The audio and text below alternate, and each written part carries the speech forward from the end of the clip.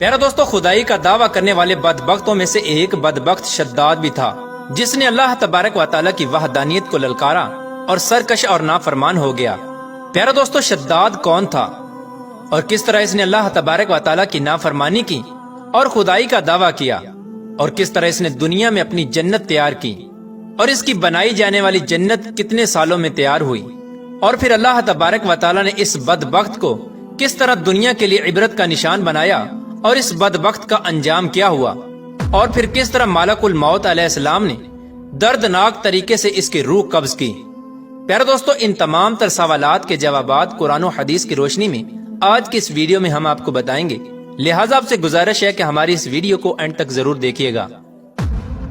پیارا دوستو، شداد اس قوم کی نسل میں سے تھا جو دنیا کے سب سے طاقتور ترین قوم تھی، جس کو قوم عاد کہا جاتا ہے۔ اس قوم کے بارے میں اللہ تبارک و تعالیٰ قرآن پاک میں ارشاد فرماتا ہے کہ ان کے جیسی قوم نہ اللہ تبارک و تعالیٰ نے ان سے پہلے پیدا کی اور نہ ہی ان کے بعد کسی قوم کو پیدا کیا۔ قوم عاد احقاف کے اندر آباد تھی۔ احقاف ایسی جگہ تھی جہاں ریت کے بہت ہی بلند و بالا ٹیلے تھے، اور احقاف کا یہ علاقہ یمن اور عمان کے درمیان بکھرا ہوا تھا۔ اس علاقے کے اندر قوم عاد 8,500 سال پہلے آباد تھی۔ اس قوم پر اللہ تبارک و تعالیٰ کا یہ خاص کرم تھا کہ اللہ تبارک و تعالیٰ نے اس قوم کو دنیا کی سب سے طاقتور قوم بنایا تھا۔ اس کے ساتھ ساتھ اللہ تبارک و تعالیٰ نے اس قوم کو سرسبز و شاداب باغات اور وافر مقدار میں کھیت عطا فرمائے تھے۔ اس قوم کے پاس بے شمار جانور تھے اور پینے کے لیے میٹھا پانی تھا۔ اس کے علاوہ بھی اللہ تبارک و تعالیٰ نے اس قوم کو بے شمار نعمتوں سے نوازا تھا۔ چنانچہ اس قدر مال و دولت اور نعمتوں کی فراوانی کی وجہ سے یہ قوم بھٹک گئی اور اللہ تبارک و تعالیٰ کی نافرمان قوم ہو گئی اور یہ باغی ہو گئے۔ ان کی ہدایت کے لیے اللہ تبارک و تعالیٰ نے حضرت ہود علیہ السلام کو ان کی طرف مبعوث فرمایا۔ حضرت ہود علیہ السلام اس قوم کو اللہ تبارک و تعالیٰ کے حکم سے تبلیغ کرنے لگے اور اللہ تبارک و تعالیٰ کی وحدانیت کی طرف بلانے لگے، لیکن یہ قوم اپنے کفر و شرک سے باز نہ آئی اور حضرت ہود علیہ السلام کا مذاق اڑانے لگی۔ شداد جو کہ اسی قوم کی نسل میں سے تھا، وہ اس قوم کا بادشاہ تھا، اور یہ 2 بھائی تھے۔ روایات میں آتا ہے کہ ایک کا نام شداد تھا اور ایک کا نام شدید تھا۔ شدید پہلے بادشاہ بنا اور وہ فوت ہو گیا۔ اس کے فوت ہو جانے کے بعد شداد نے حکومت سنبھالی، اور اس طرح یہ دنیا کی سب سے طاقتور قوم عاد کا بادشاہ بن گیا۔ پیارا دوستو، شداد ایک وسیع و عریض سلطنت کا بادشاہ تھا۔ شداد کی یہ بادشاہت یمن سے لے کر عراق تک اور بعض روایات کے مطابق ایران تک پھیلی ہوئی تھی۔ شداد نے اپنی طاقت کے زور پر بڑے بڑے بادشاہوں کو اپنے زیر کر لیا تھا۔ چنانچہ اس بدبخت کو حضرت ہود علیہ السلام نے سمجھانے کی بہت کوشش کی، لیکن اس کا دل بھی بند تھا۔ چنانچہ جب حضرت ہود علیہ السلام نے شداد کو اللہ تبارک و تعالیٰ کی وحدانیت کی طرف بلایا اور ایک خدا کی عبادت کرنے کا حکم دیا، تو اس وقت شداد اور حضرت ہود علیہ السلام کے درمیان ایک زبردست مکالمہ ہوا، جس کے نتیجے میں شداد نے حضرت ہود علیہ السلام سے پوچھا کہ اگر میں اللہ تبارک و تعالیٰ پر ایمان لے آؤں تو مجھے کیا حاصل ہوگا؟ تو اس وقت حضرت ہود علیہ السلام نے شداد سے فرمایا کہ تم پر جنت حلال ہو جائے گی۔ جنت کا نام سنتے ہی شداد حضرت ہود علیہ السلام سے پوچھنے لگا کہ یہ جنت کیا ہے؟ تو حضرت ہود علیہ السلام نے شداد کو جنت کا نقشہ بتایا اور جنت کی نعمتوں کے بارے میں شداد کو بتایا۔ حضرت ہود علیہ السلام کی یہ بات سن کر شداد مسکرانے لگا اور حضرت ہود علیہ السلام کو دیکھ کر کہنے لگا کہ یہ کون سی بڑی بات ہے، ایسی جنت تو میں بھی تیار کر سکتا ہوں۔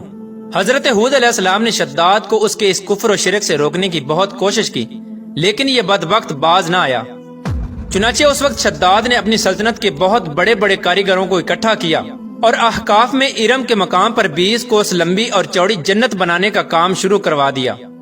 چنانچہ شداد کی تیار ہونے والی اس جنت میں سونے اور چاندی کی اینٹیں لگائی گئیں اور جواہرات بھی لٹکائے گئے۔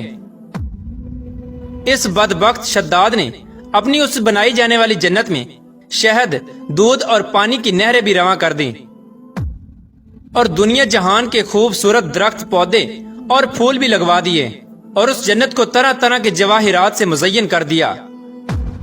قوم عاد چونکہ پہلے ہی بلند و بالا پہاڑوں کو تراش کر محلات بنانے کے اندر ماہر تھی، اور شداد کی سلطنت میں تو یہ فن عروج پر تھا، چنانچہ ریت کے ان بلند و بالا ٹیلوں پر بہت بڑے بڑے ستون کھڑے کر دیے گئے اور ان بلند ستونوں پر بڑی بڑی سونے اور چاندی کی عمارتیں بنا دی گئیں۔ شداد نے یہ فیصلہ کیا تھا کہ جب تک اس کی بنائی جانے والی جنت تیار نہ ہوگی اس وقت تک وہ اپنی جنت کے اندر قدم نہیں رکھے گا۔ چنانچہ شداد کے حکم کے مطابق جنت تیار ہونے لگی اور شداد اپنے محل کے اندر بے صبری کے ساتھ جنت کا کام مکمل ہونے کا انتظار کرنے لگا۔ شداد کی اس جنت کو تیار ہونے میں 12 سال لگے۔ 12 سال کے اندر جب یہ جنت مکمل تیار ہو گئی اور اس کو طرح طرح کے ہیرے جواہرات سے مزین کر دیا گیا اور طرح طرح کی خوبصورتی سے مزین کر دیا گیا، تو اس وقت شداد کو اس کی جنت کے تیار ہونے کا پیغام پہنچا دیا گیا۔ چنانچہ شداد جنت کے تیار ہونے کا پیغام سنتے ہی بہت خوش ہوا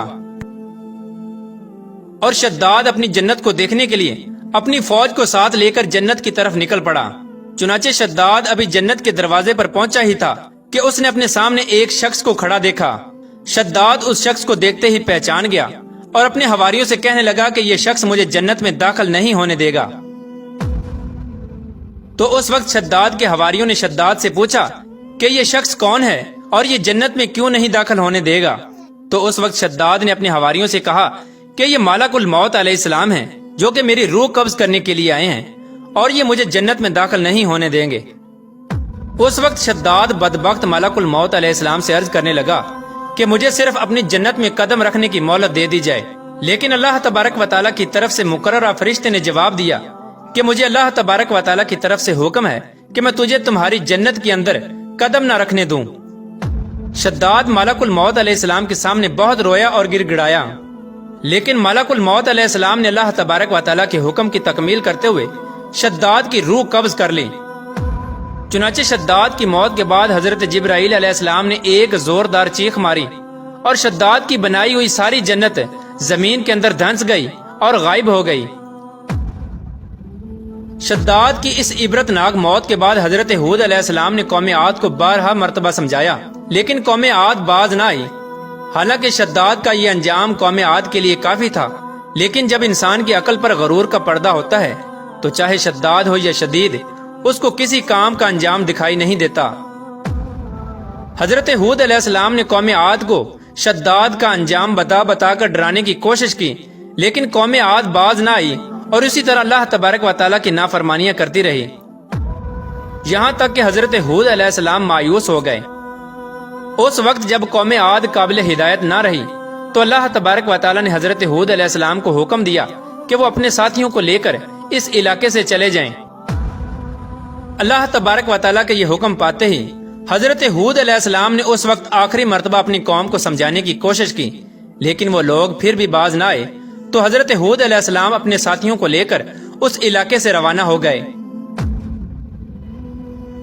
چنانچہ ان کے جانے کے بعد اللہ تبارک و تعالیٰ نے قوم عاد پر خوفناک آندیاں مسلط کر دیں۔ اللہ تبارک و تعالیٰ کی طرف سے آنے والی وہ خوفناک آندیاں اور طوفان 7 راتیں اور 8 دن تک چلتی رہیں، یہاں تک کہ وہ پوری قوم اپنے بلند ستونوں اور سونے اور چاندی کی عمارتوں سمیت زمین کے اندر دنسا دیے گئے اور غرق کر دیے گئے۔ اور اللہ تبارک و تعالیٰ نے اس قوم پر اس قدر دردناک عذاب نازل فرمایا کہ اس قوم کا نام و نشان تک نہ رہا۔ جس وادی کے اندر بڑے بڑے بلند و بالا محلات تھے، وہ تمام کی تمام وادی ایک ریت کے صحرا کے اندر تبدیل ہو گئی۔ قوم عاد کے اس علاقے کو اللہ تبارک و تعالیٰ نے اس طرح زمین کے اندر غرق کر دیا